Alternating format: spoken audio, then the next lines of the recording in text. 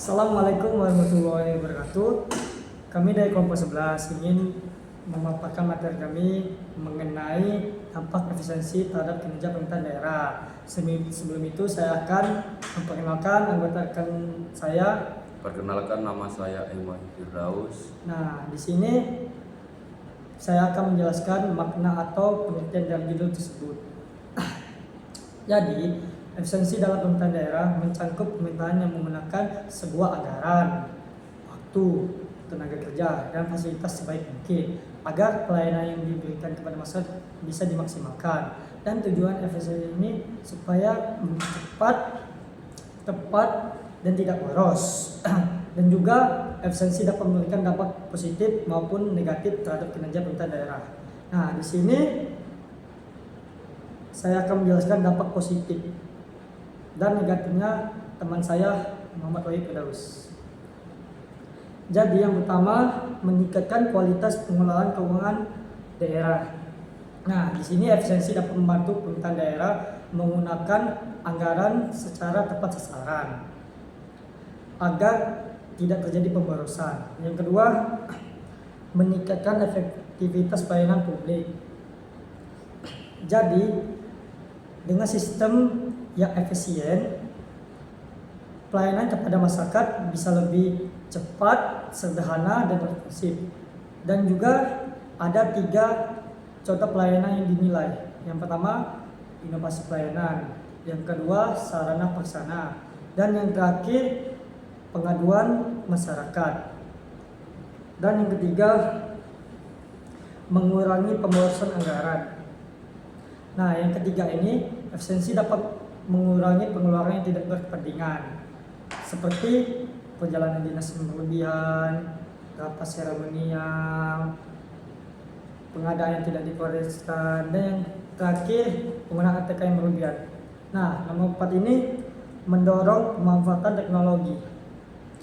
Jadi, efisiensi mendorong pemerintahan daerah menggunakan sistem digital dan komunitas atau informasi dalam pelayanan maupun pengelolaan keuangan daerah. Nah, selanjutnya penjelasan akan dilanjutkan oleh Muhammad Wahyu Firdaus. Nah, cut dulu lagi. Baik, selanjutnya saya akan menjelaskan dampak negatifnya. Yang pertama, penurunan kualitas pelayanan jika anggaran dipangkas berlebihan.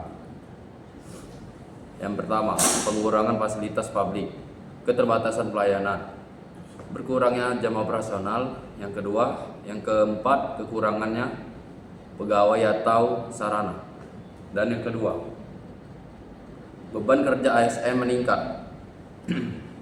Pengurangan anggaran dan SDM dapat menyebabkan pegawai pemerintahan dalam menangani pekerjaan lebih banyak sehingga produktivitas menurun. Yang ketiga, terhambatnya program pembangunan. Jika efisiensi dilakukan tanpa perencanaan matang beberapa program pembangunan, dampak efisiensi kerja pemerintahan yaitu banyaknya berkurang anggota-anggota efisiensi yang telah keluar. Dan yang terakhir, risiko pelayanan menjadi lambat, yaitu penjelasannya efisiensi yang tidak dapat membuat pelayanan publik menjadi optimal dan berbelit-belit. Banyak masyarakat masih menggunakan sistem pelayanan pemerintahan yang belum efisiensi dan kurangnya dana ramah dan penggunaan. Oke, yang terakhir adalah kesimpulan akan dilanjutkan oleh Muhammad Firdaus. Muhammad Firdaus. Apa?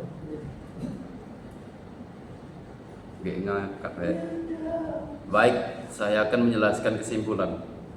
Efisiensi memiliki pengaruh besar terhadap kinerja pemerintahan daerah karena dapat membantu penggunaan anggaran, waktu, dan sumber daya secara lebih optimal. Jika diterapkan, baik efisiensi maupun meningkatkan kualitas pelayanan publik, transparansi, serta kinerja keuangan daerah. Namun efisiensi yang dilakukan secara berlebihan tanpa perencanaan yang kuat juga dapat menurunkan kualitas pelayanan dan menghambat program pembangunan daerah. Oke, sudah. Oke, baik. Baik, itu saja penjelasan atau pemaparan materi kami mengenai dampak efisiensi terhadap kinerja pemerintahan daerah. Kami tutup. Wassalamualaikum warahmatullahi wabarakatuh.